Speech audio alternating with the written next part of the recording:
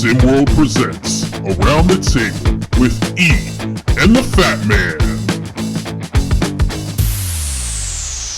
What's up, everybody? It's me, it's the B.O.B., and I'm here with my man, E. How are you doing today? Hey Bob, I am doing quite well. It has been a draining weekend of close battles and upsets and everything else, so I'm okay. Hopefully you are too. Absolutely. Well, this is Around the Table with E and the Fat Man. That is E. I'm the Fat Man. This is the podcast where we talk about whatever we want. Well, E, I mean, you mentioned it. It was a big weekend from Thursday to yesterday, and Yeah, we saw some upsets, we saw some close ones, we saw some things shocking that we upsets. expected. Absolutely. Well, speaking of those shocking upsets, Yeah, what one to you, which one was the biggest? I mean, yeah, that's a really. I mean, first of all, I love the fact that not one, half the teams are gone now in the run to one. I love the fact that not one bracket was chalk. Not one has seen the 1, 2, 3, 4 survive. The southern region is probably the closest to that. Queen City got past Atlanta, and it was something of an upset, but not a big one. That's a talented team too, with Taz Journey and Marco Jacobs. So I don't know if anybody's surprised by that. And that was just a 5-4, but the Intercon and the Neo region having their number ones go out, yeah, is something. I mean, that's a big deal.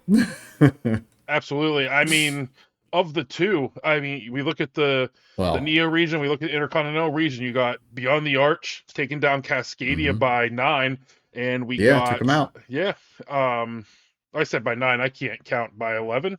Right, Matt? 1, 8, No, 9. 9, Oh, 11. You're right. 79, 11. Yeah, it was 11 in 68. the end. Yeah, Well, 11. 11. It's 11.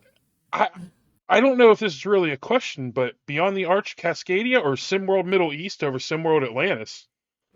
Well, I'll put it this way. I had my eye on that Middle East game for a while just because, Middle East is doing their swan song here. And, that gives you a little bit of a boost. It's like that year after Jordan did his retirement to play baseball and the Bulls were still kind of good anyway. It's like, it's sort of like a rallying point. And dramatic fashion. And I love the fact it was dramatic fashion. Middle East taking out Atlantis. Kudos to Atlantis. They had a great season. That's a rough way to go out, but all the same, really exciting to have SimWorld Middle East advance. I love it. But I actually think that because there was so much attention on it, because of the fact that they have this unique circumstance with the franchise dying, they're not win or go home. They're like win or the franchise is over. Yeah. So I can kind of see them riding that emotional high to get past Atlantis. I didn't see BTA getting past Cascadia at all. I didn't have that on my bingo card. Didn't see that coming. No disrespect to BTA, but this was not a team that had a great season. I just really didn't think they had that in them. I got to give a lot of credit to Coach Lightly, first of all, but then Triple J, Jax Jackson Jr., DeMarcus Owens, Jamonte Owens, Daniel Horry, Nick Bowie. I mean, they brought it. They got it done. They were all over Cascadia. Cascadia is out and gone, and boy, I didn't see that coming. Impressed me. So for me, it is the bigger shock. BTA, more even so than Middle East. Yeah. So I mean, it's tough for me, but I always have just a little bit of faith in Middle East, but it's I think I just make that faith up in myself because I don't ever expect anything from them. But the I amount of talent, understand. yeah, I mean, Middle East has by far been arguably, I'll say arguably, it's not really arguably the worst team in SimWorld Prep this season. So just to see Yeah, them move on is a shocker, but the amount of talent that Cascadia has, I know. that's Von where, Jackson, yeah, Daniel Irvin. I mean, yeah, that's the yeah. biggest struggle for me is how did that happen? And I'm gonna be honest, I think it was a little bit of overconfidence from Coach Barry. Might have been. I think a little bit of overconfidence. He had all this talent. Players that people don't really talk about too much. I mean, I'm a big Holiday the Third fan.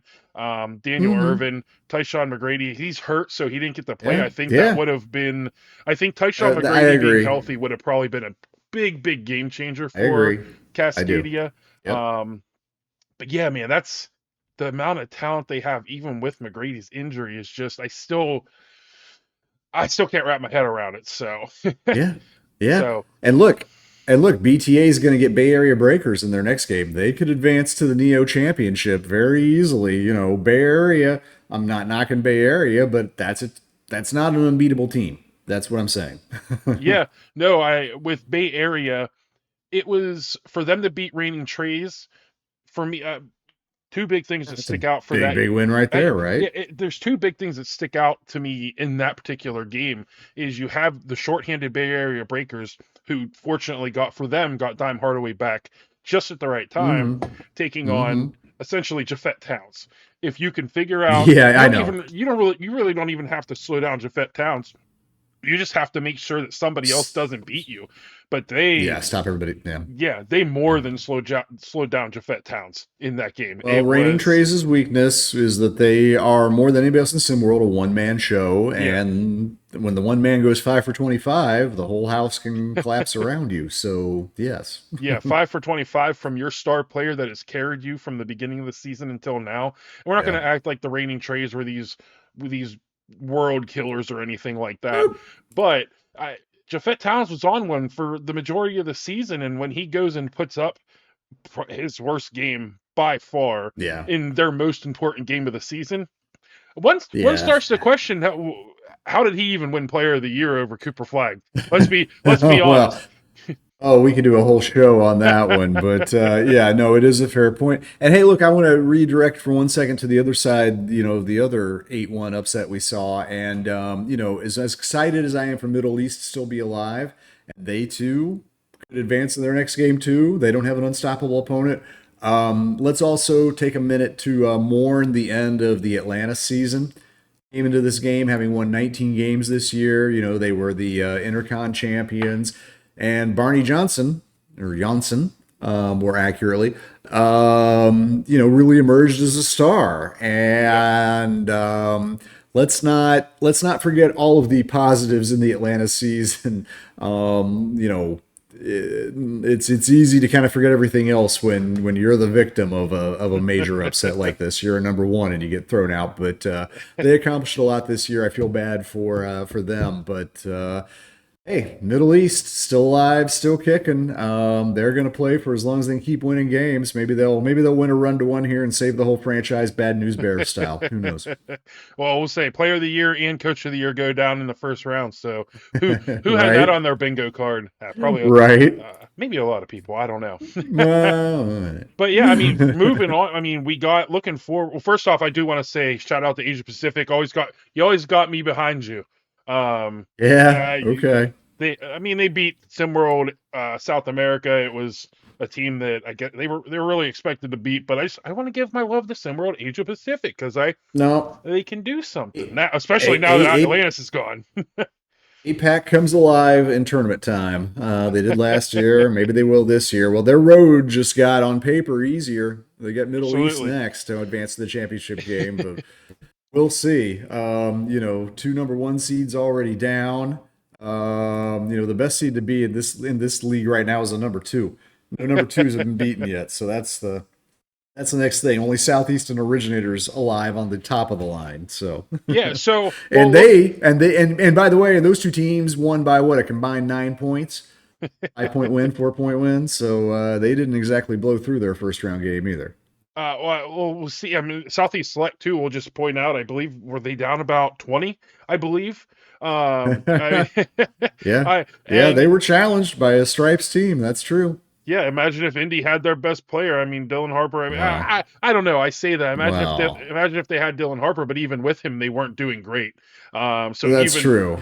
they just Might have haven't been found. the same. Yeah, they just haven't found that guy that's averaging 20 some odd points for them a game.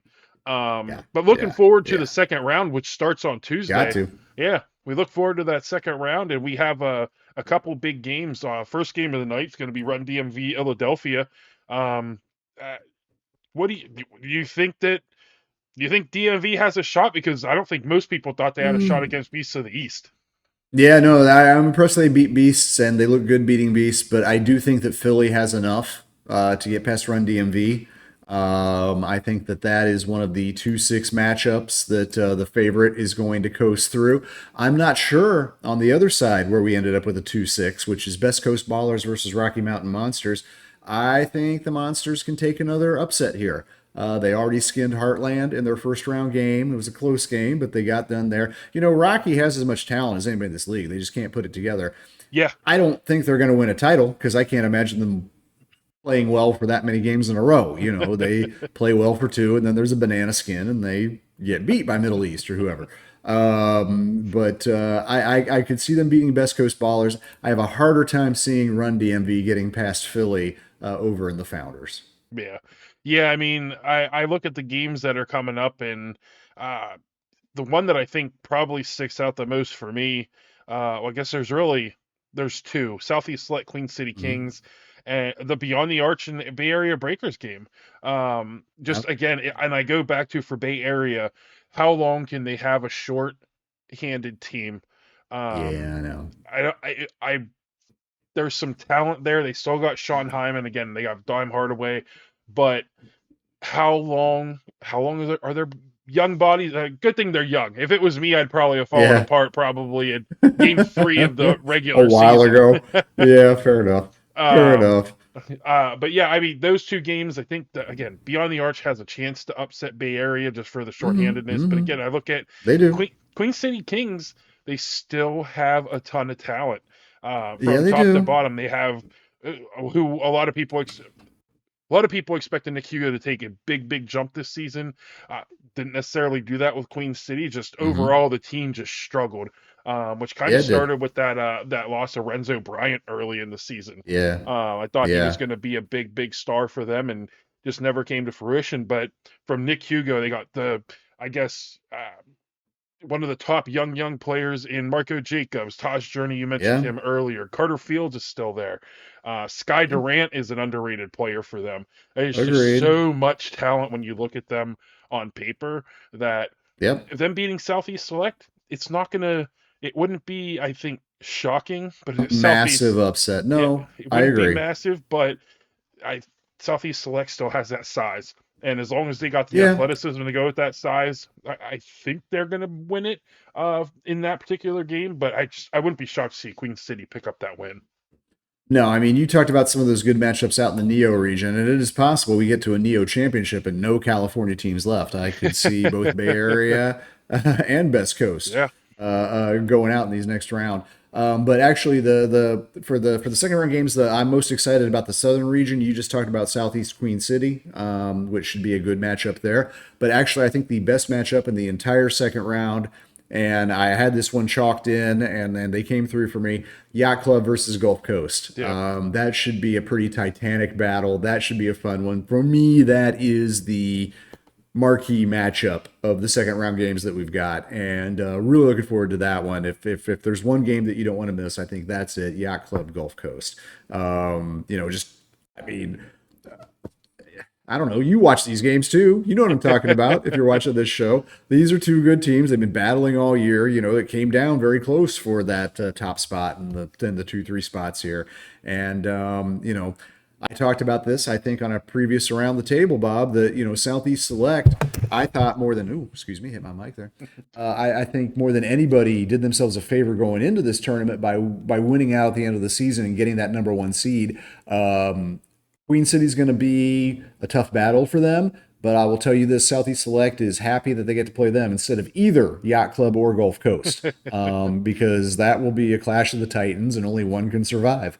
So, yeah, yeah, that for me is at the top of my watch list for round 2 coming up. yeah. I think, and I contradict myself a little bit, because I hammer on Bay Area for being shorthanded, but the Yacht Club is shorthanded themselves as well. But I think the total Yeah, talent for the Yacht Club is just so much higher than Bay Area's. But you look at, what was it? Was it 2017? The Los Angeles Clippers? Is that whenever? I can't remember. Years. when they were good. They had a good year, but they had nobody. Yeah, Um, I forget. Was Yeah, that the year before? yeah. It was either the year before Kawhi or one of the years that Kawhi decided to sit out the whole season because I don't know, taking a break and Let whatever. me think. He would have been in Toronto. Anyway, we put together the math, but Yeah, yes. whatever. But the yacht club just has so much talent. When you have De'Aaron Cruz only getting 1 minute, I know, I know, I yeah, know. Yeah. which is And you controversial. win. It's And it yeah, worked. it's controversial all in itself. But I mean, I'd say probably every team would love to have De'Aaron Cruz.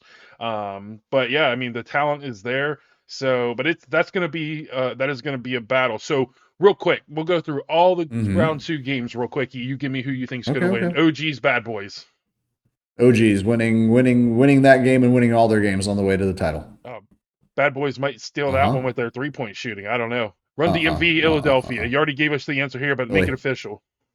Chalk up with the Founders. You're going to get Philly versus the OGs to decide that one. Southeast Select Queen City. I go with Southeast. I think Coach Lee, and I think that those big bodies get it done. I think that 20-point comeback. I mean, it's kind of hard to vote against Yeah. them, but you can't bet against Coach Skinny either. Yacht Mm-hmm. Club, Golf Club, Yacht Club, I'm Yacht gonna take a Club, Gulf iron. Coast. I'm Yeah. gonna take a 9 iron on that one, Bob. Gulf Coast. I like Gulf Coast. I think Josiah isn't done yet. That 15-year-old Wander has some basketball left in him this season, and they're gonna play for a Southern Region berth into the last 4. Wait, did I hold on, say it one more time? Because I feel like I heard you say Gulf Coast and then talk about Josiah Cook. So give it to me one more Oh, I'm time. sorry. I did miss. It could have Thank been you me. very much. Yeah, no. Apologies. Gulf Coast is going to come out on top there. I didn't mean. Well, he's always on my mind. I've talked about the kid so much all year that it's always going to happen there. But no, with Gulf, I just think that they have too much between Kai Killens, of course, also the 16-year-old talent. You know what it is I'm thinking about youngsters when I'm thinking about Gulf Coast and that team. The only Deonta Joyce, 17 years old, so young, built for the Yep. future, but still winning today. And I think Yep. that they are deeper and they have enough to get past Yacht Club. Beyond the Arch Bay Area. Ooh, this is one of the actual tougher ones for me, and I'm going to go ahead and pick the upset. I think BTA is going to survive and advance one more round. I'm not going to fight you on that one. Rocky Mountain, Best Coast. I'm going Rocky. Rocky has a lot of talent, and at some point they're going to trip up and get knocked out, but it's not going to be against Best Coast. I mean, they got the firepower. They have the firepower to go up against Mm-hmm. anybody on any given night. Anybody. Yep. Yep. Middle East, Asia Yep. Pacific. It's been a Cinderella run, and I love it, but APAC is just too solid, too much Kai Newby, too much JD Reyes, just too much for Middle East. Mm-hmm. Final, Europe, Oceania. Heart says Oceania, head says Europe, so I'm going Europe. Uh, The I bigs there. Those two monstrous Russian bigs are going to overpower Oceania. they still from that Ground Zero season, they left that sour taste in my mouth. I just can't. I know I can't. you can't trust them. I can't I trust know you them. don't trust them. I know it. I know Well, it. I don't. well- I understand you. Well, E, I mean, I appreciate you. Do you have any final words for the people? No. Although I think I wrote this someplace. I hope I have it down on paper somewhere or spoken into being. But you knew there were going to be shocking upsets. I didn't call them all correctly, but I called the premise correctly. There were going to be results we didn't see coming, and boy, has that been true over the opening weekend. Absolutely. Well, E, I appreciate you as always, and I hope everybody has a great rest of their week. And get ready for round 2.